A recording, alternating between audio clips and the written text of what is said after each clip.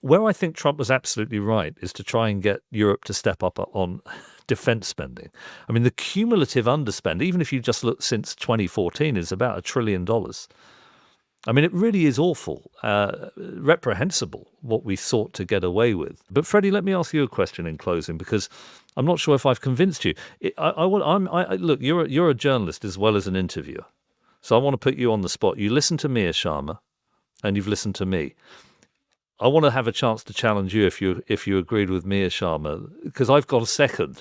Mearsheimer could have done this if he had got a second. But if you disagree with me, I want to know where and how. And if you agree with me, given that the listeners respect you, I'd love to hear that too. I agree with you 100% about our inheritance and the importance of those freedoms, and people who want to chip away at them should be resisted, internally or externally.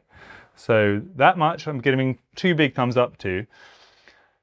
It's when we get really practical about exactly what measures we're supposed to be taking that I get more skeptical, because I feel like the Russian army is now very deeply embedded in the whole swathe of eastern Ukraine.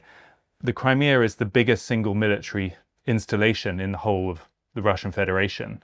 The idea, which is still bandied around on BBC TV programs, that we're going to evict them from Crimea, which you hear MPs say all the time, it does feel like it's for the birds. So I think a dose of reality is prudent. Where I think Mearsheimer sounds most convincing is that we don't have that many levers left. Let's take your example of harsher sanctions.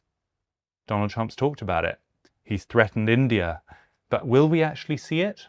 Probably not, because the economic cost of suddenly sanctioning 10 more large economies is not one that Donald Trump wants to undertake, and probably not one that the Europeans can afford. So we are boxed in in our relative weakness.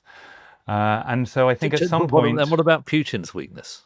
Putin, because of the kind of cultural and psychological history that you talked so eloquently about, has a greater bandwidth to behave in a responsible way and get away with it. You know, he also has a massive land mass which contains all of the primary resources that he needs. And so he is much closer to a kind of autarkic war economy than Europe, for example. So although GDP-wise we look like, you know, the giant, in terms of being able to grimly sustain his effort for a long time, he has advantages. And I do feel worried about allowing it to go on for years just to make us feel good about ourselves.